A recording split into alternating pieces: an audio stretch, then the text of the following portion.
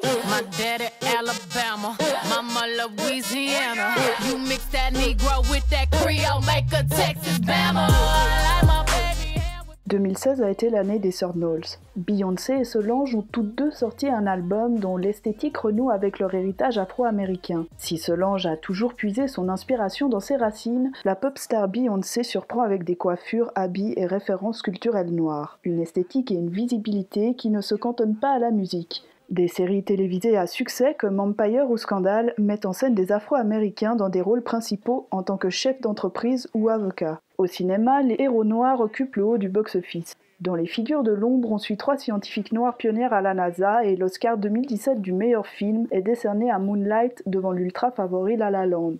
En France, c'est Maître Gims qui s'impose aux victoires de la musique avec un titre qui fait référence à ses origines congolaises à travers l'univers de la sapologie.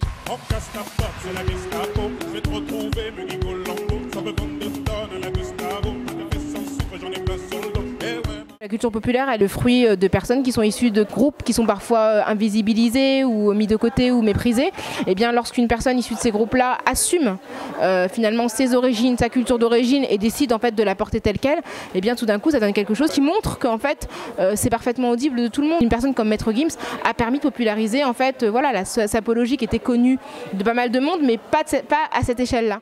En Belgique, c'est Stromae qui propose un univers aux influences multiples. L'artiste va jusqu'à créer une ligne de vêtements dont les motifs se rapprochent du wax, un tissu très répandu en Afrique subsaharienne. Stromae permet vraiment de visuellement, avec des costumes qui ont des coupes occidentales, de rendre visibles ces imprimés-là, et même dans sa musique, dans la musicalité, dans les rythmiques qu'il a pu choisir, et bien cette volonté-là d'être dans la tradition du chansonnier, vraiment du chansonnier francophone, mais en même temps avec une rythmique qui rappelle autre chose. À l'image de Stromae, de nombreux créateurs proposent une mode aux influences africaines. Ni traditionnelle, ni européenne, ni boubou, ni costard, mais plutôt un mélange des deux, hybride, urbain et moderne. Une autre vision de l'Afrique qu'on retrouve dans plusieurs rendez-vous de créateurs internationaux. À Genève, Aphrodisée présente un marché international des tendances africaines. Durant un week-end, les curieux peuvent admirer les défilés et acheter des pièces de créateurs. Mais pas seulement.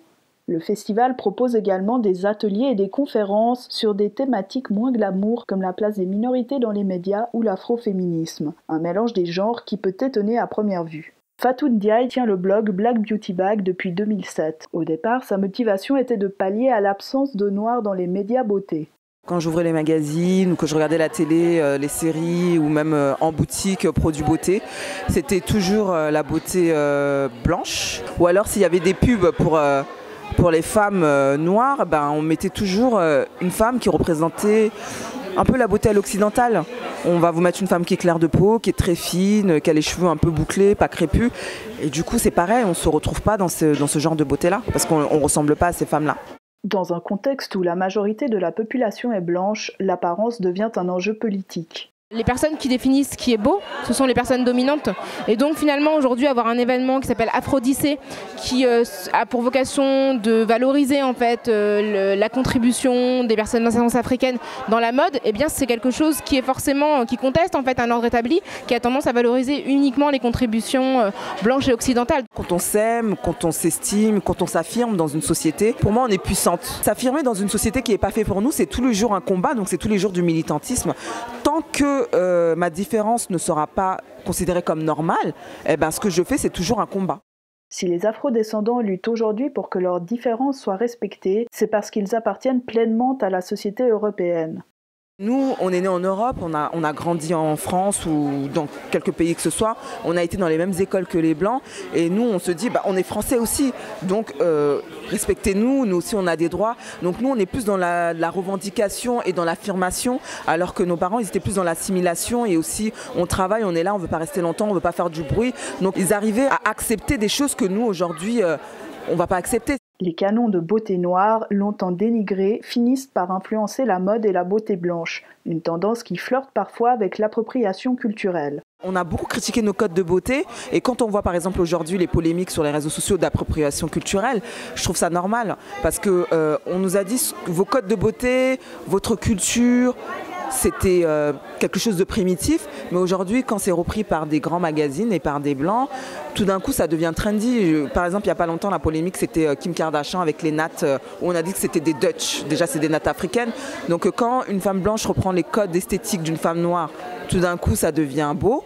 Mais quand c'est nous-mêmes, moi je me souviens à une époque quand on faisait les nattes africaines et tout, on disait ah c'est moche, c'est coiffure de fille de cité et tout. Ce qui est gênant, c'est de voir des personnes en fait qui généralement ne se préoccupent pas du sort des minorités, porter des choses qui sont issues de leur culture et en tirer un bénéfice en fait souvent économique ou médiatique. Alors que les personnes qui sont directement concernées et dont c'est la culture, lorsqu'elles le portent en fait subissent une stigmatisation. Pour ces personnes-là qui prétendent s'intéresser à certaines cultures, et ben s'intéresser à tout ce que ça implique en termes d'exclusion, en termes de discrimination, en termes de rejet, et pas se contenter de le porter et finalement tout d'un coup rebaptiser des tresses, les tresses de Kim Kardashian, alors que enfin non, ma grand-mère faisait ses tresses et personne n'a salué ma grand-mère ou a liké des posts de ma grand-mère sur Instagram. C'est juste se dire que oui, non, en fait c'est pas elle qui l'a créé, c'est d'autres femmes et ces femmes-là il faut les célébrer.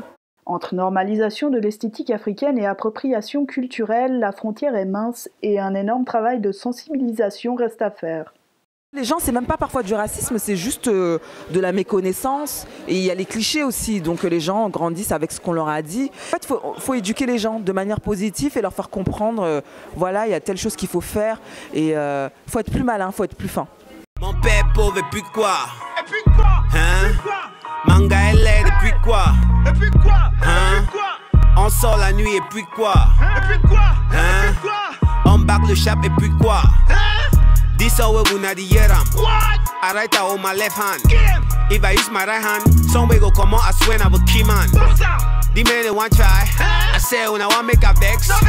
If they control number, be na 8 figure number, na MoneyGram number.